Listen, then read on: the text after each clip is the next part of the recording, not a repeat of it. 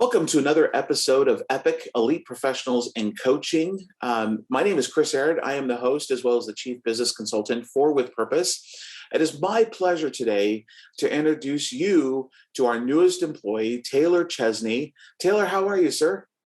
Doing great. I'm doing great. Thanks for the nice introduction. Well, not a problem. I'm really glad that you're a part of the team. And just for our listeners, we're going to start doing these podcasts together.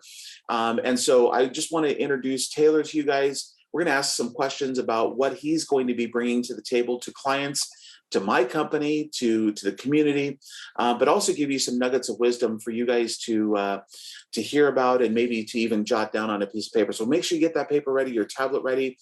Taylor, why don't you tell us a little bit about yourself? Yeah. So most recently, I guess most of my work experience is in recruiting. So I was a recruiter for a university for several years, and then was a recruiter with a national used car seller. And so did that for a bit. But my educational background is in essentially workplace psychology, so industrial and organizational psychology. And so I left the recruiting world to join the With Purpose team probably now about two months or so ago. And so enjoying being part of the team, enjoying learning a lot from both the team, but also from our clients. Well, very good. And again, it's a great pleasure to have you. I know that the work that you have done with the clients so far has been nothing short of amazing. I know that they all appreciate. They love what you bring to the table. In fact, I'm kind of replacing myself, and I'm watching it happen as well. So tell me, why did you choose to become a business consultant, and then why through With Purpose? Yeah. So I just have a heart for people. I love people. And at the same time, though, my undergrad is in psychology, and I just wanted to be able to be a little bit more hands-on with my degree. I'm a pretty strategic thinker. And so I wanted to be able to kind of marry those two passions. And so when it comes to consulting, I think for me, it was trying to find a balance of being able to use kind of my strategy and my knowledge, my heart and knowledge, I guess, of people, but also knowing just that businesses have their own issues. And so being able to kind of help people, but then also help their business, which in turn helps each of those. And so I wanted to be able to kind of marry those two together. And so, quickly in undergrad, business consultant was kind of my goal. And so now that I'm there, I'm not quite sure what's moving forward, but I'm sure most of my goals will be more so about how I can be a better consultant. Well, very good. So now we've got one goal down. I know that you and I are coming up with many more goals. Yeah. But I think that you, in fact, I already know, are an impactful part of this business, and you've been an impactful part to our clients as well. Now I want you to be an impactful part to the community of listeners that are listening to this podcast. Great. So how would you describe not only your degree, but organizational psychology? Yeah. So industrial organizational psychology is definitely interesting. I think it's been around for several decades, but I definitely think it's one of the, I guess you'd say, newer branches of psychology. And I think if you think for the most part, when you think of psychology, we think of psychology when it comes to people as children, and then we also think of people in their old age. But I don't think we think enough about psychology in the workplace, which is really where we spend most of our lives. And so for the most part, there's the industrial side of psychology and the organizational side of psychology. But I guess to sum it up best, I would say it's just psychology in the workplace. So that could be team building, that could be effective strategies, or things like that. So it's going to be both kind of the technical side of how to create healthy processes and healthy procedures, but it's also going to be how to best be a leader, how to best coach up your employees, and kind of find good motivational tactics for your employees or even specific employees. Now, I love that response because it really fits within the ideology of what With Purpose does as a business consulting firm, where we believe that three pillars of a business rely on people, processes, and then profit.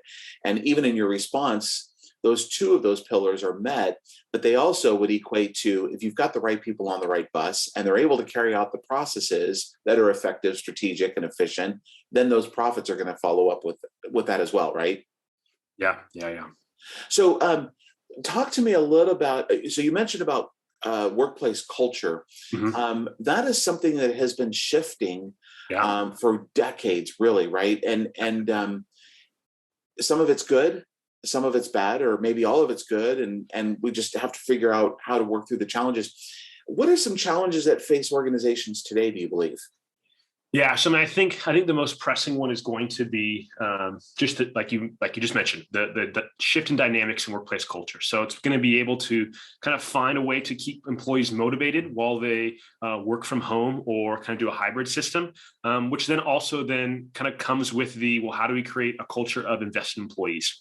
And so I think there's going to be an interesting kind of dynamic there. And I definitely think with the pandemic, really, no matter the field, I think we've all been able to kind of see, yeah, just kind of see the value of life outside of work, realize that work is a vehicle for us to be able to afford, to be able to do things in our own personal lives. Some people do what they love, and that's great. But for a lot of people, even those people, it's still used as a vehicle to kind of help families afford to kind of be with their family or be with their friends. And so I think in that, there's kind of a shift in loyalty. So I think there may be a shift of people feeling like they need to be at the same company for a long time and do what's best kind of for them and their family. And so while I think it's a good thing, I also think that then presents different challenges for businesses. And so I'm interested to see that. And then in my short time with purpose, I think a lot of it is kind of seeing how the pandemic has shifted or even created new businesses. And so with that, I think there's a lot of newness or uncertainty. And so I think there's going to be a lot of just confidence building amongst these business owners, whether it be a new business owner who's developed out of the pandemic or a current business owner who has kind of seen the landscape change and isn't quite sure how to best move forward. Taylor, from your experience, education, and just passion, what would be a couple things that, because my understanding is business owners have got to be intentional with this shift in culture, Yeah. right? Yeah. And the culture isn't just people clocking in and coming to a particular work site now, to your point of working from home and all of that. So what would be a couple things that you would want to share with a business owner and or a leader within the team that is going to help their culture at this moment and their employees at this moment? Yeah. I mean, I think the biggest thing a company can do is just give trust. And so I think it's easy to say, oh, trust your employees, but I think it's so easy to do and not say, if that makes sense. So we can, I guess I would encourage them to speak from a place of trust, and even if that's just trusting their own hiring process because they trust that they can hire good employees. So I think trust is really important. But then I also think creating. Yeah, I have an interesting feeling with the phrase work-life balance, but I think it kind of comes down to that. I think that phrase in itself kind of creates an interesting dynamic because it almost positions work versus life. And so I think for the most part, just caring in the person as a whole.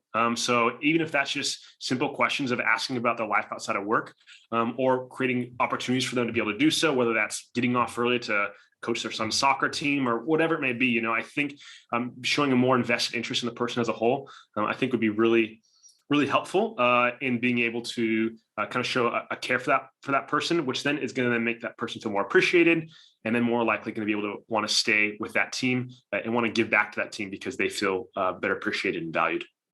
I like it. So when we think about, and let's just stay focused on the people here for a moment, because I think that with one of the challenges, it really does involve people. And we're watching the Great Resignation take place right now. I know that in some of our meetings, we've been asked about that. And how do I keep the really great people? How do I even keep just a heartbeat in the company so that we're performing a task and we're not losing momentum, if you will? What are some challenges that you think are facing, if not people, maybe specifically employees today? Yeah. That's a good question. I mean, I think for the most part, it's just finding motivation. You mentioned the Great Resignation, and I think a lot of people are feeling and seeing that they are undervalued when it comes to financial compensation. And money is good, but money really only makes you feel cared for about 2 or 3 weeks. After you get that raise, life becomes normal, and you don't see it. And so I think for the most part, it's just help. And it's an interesting thing for a company to do, to then kind of to show the employer, well, here you find your own motivation. So it's an interesting dynamic there. But I think for the most part, the individual can see, why am I going to work? And sometimes that could just be for the discipline of going to work, because I do believe that we are most fulfilled when we are able to work hard towards something and see the benefits of that. So I don't know if that quite answers your question, but I think for the most part, just kind of finding, why am I doing this? And that may be a part of the reason people are going to the great resignation, because they're leaving that, but then hopefully then they come back because they find, okay, this job wasn't for me, but I like this, and this is what motivates me. And whether that's a higher paying job or a lower paying job, I think finding what works best for you, even if that's simply just doing the job, I think would be a good part of that. Does that answer the question, you think? It does. And actually, I want to combine the challenge that is facing organizations, merge that in with the challenge that's facing people. In response, you talked about values with people in the organization. Your response was trust. And I know, and you know, and most people know, is that trust is a value, right? In order to feel valued, you have to have trust. And trust is the foundation of every single relationship. Would you agree? 1,000%, yeah. Okay, so if we're missing, and we need to be more intentional with the trust issue, what could employers start doing right now, or department heads, or even the people, the employees, regardless of their responsibilities or titles? What is one thing that you think that we can start doing in our workplace culture to build up the trust? Yeah. So I think for the most part, I think that the first thing is speaking from a place of trust. So speaking that once I've said this, I trust their ability to hear this, and I trust their ability to get this done. But I'm also going to trust that if they don't understand this, that they're going to be the ones that then ask me for clarification. And so you want to make sure you communicate, but you don't over communicate. To some degree, over communicating is good, but you don't want to do it to a point where they feel belittled by it. But then I think for the most part, I mean, it's just going to be, I lost my tangent there. What was the question again? I'll bring it back, actually, because you just made a comment about it's, if you trust that they're going to get it done, great. If you trust that they're going to get it done and they don't maybe have all of the answers, I'm just paraphrasing it, maybe even all the tools, that we're leaving it up to the employee to come and ask those questions.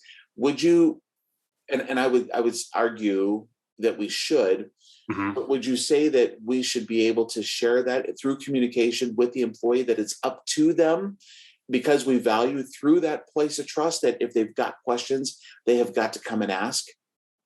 Yeah, definitely. I mean, I think if you don't have trust, then there's that feeling from the employee of, they feel the weight of needing to perform, because if they don't, then they're concerned of the outcomes. When you give the trust, there's still that weight, because they know they want to feel like they earned that trust. They deserve that trust.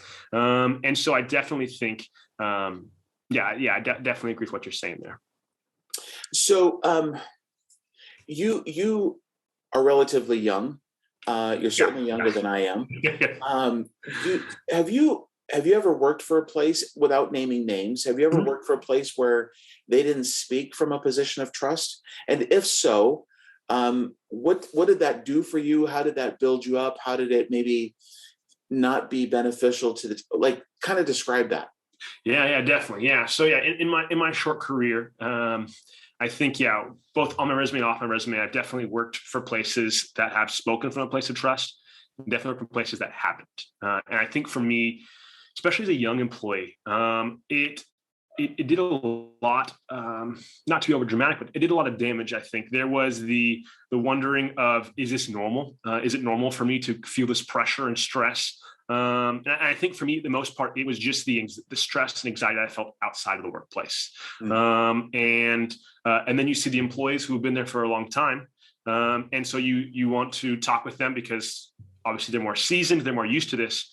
Well, at the same time, a more seasoned, kind of more experienced employee in a place that doesn't have stress, they either think that it's normal, or B, they've normalized it themselves. They know it's not right, but they've calloused themselves to be able to do so. So for me, it was It was good to go. It was helpful to go to other employees. And I found for the most part, that was where most of the team building happened. Even though I had good managers, the leadership model still was one of stress. And I think that it then makes that job more your life. And I think it's good for that to be the case. But when it's forced on you because of stress, I don't think it's the healthiest thing. And so then that's the long hours of beyond work, of wondering if what you did was right. It's the waking up in the morning and just not want to get out of bed because you don't want to go to work. And so I think for me, it almost, I notice it even now when I talk to clients, or when I talk to coworkers, and this is in this job and other jobs, of just wondering, okay, am I saying this because I'm concerned of messing up, or is this actually like good? And so it definitely caused me to kind of to think at times of, okay, where is this coming from? A healthy Taylor? Is this coming from a Taylor that's stressed out about messing up? So it's definitely affected me a bit, but I imagine as I'm experiencing and seeing more kind of healthy cultures, that'll kind of be ironed out for me. I like that. So you would say then that trust is part of the foundation for a healthy workplace culture? Yeah, I would argue it's probably the most critical component for really any business. But yeah. And so if the trust is established, it's at that point where we then can help with the work-life balance. We can help with leading self-managed teams, people that are elsewhere in the country or even in the city and not going to a brick and mortar place. I would also suspect that trust also doesn't need to be verified after a certain point of time because it's been earned, right? It's been given, It's been earned, it's been reciprocated, and therefore you don't have to verify anymore. Correct. Right? Yeah. So in that, then we're building up our relationships professionally as well as personally, because it starts at a personal level before it becomes professional. Yeah, I agree. I definitely agree. And I even think that it can even like help with idea generation. Because as the employee, if you don't feel like you're trusted, then you don't want to speak up. You don't want to either share your thoughts of, oh, I don't think this is a good idea, or here's something, no, we not thought about this. And at the same time, from the employer, you don't trust their opinion. And so if you hear that, you're either going to push it to the side or take it personally and think it's against you. And so, I think trust kind of bleeds into all areas of the business. But yeah, I definitely agree with what you're saying. Well, I like that because, here we are. I was asking you a couple questions about industrial psychology / organizational psychology, which your field of education is in industrial psychology. At the same time, trust is paramount. It's foundational. And as we were talking about that, I'm hoping that our listeners, in fact, I'll speak to the listeners now, is if you as a business owner, as an employee, as a community leader, are not displaying trust, then how can we expect it in return? Right? So it'd be a matter of being intentional in displaying that trust, displaying what you want your workplace culture to look like. If you can't get it there, or it's taking longer than you thought, get some help. Bring on a consulting firm, bring on someone from an outside perspective that's going to help you in the leadership development arena or the business development arena. And I'll say this to you, Taylor, while people are listening, is I often use the analogy of, if we have children, we ask our kids to do a chore or two, right? And they, somewhere in their lifetime, they're going to get angry about it. They're going to get frustrated. They're going to throw a temper tantrum or whatever the case might be. At the same time, if their favorite aunt or uncle there or their grandparent is there and they ask them to do that same chore, what are they going to do? They're going to do it. They're going to do it. Why is that? It's the outside perspective, right? Yeah. We've heard people say before, and we know what we can get away with mom or dad. The same principle applies in a business. And I know that we have seen great strides in workplace culture, in the development of that, when we're on the outside looking in, because we're able to identify factors that attribute or contribute to the culture, making some changes, getting people on board, building up that trust, if you will, without even using that word, just saying, okay, they've been assigned this task, give them the expectation, the timeline, make sure they have all the tools to do that, and then step back and you go work on something else. So I really enjoy this conversation. Is there anything else that maybe came to your mind that you want to add before we wrap things up? No, I think that's all.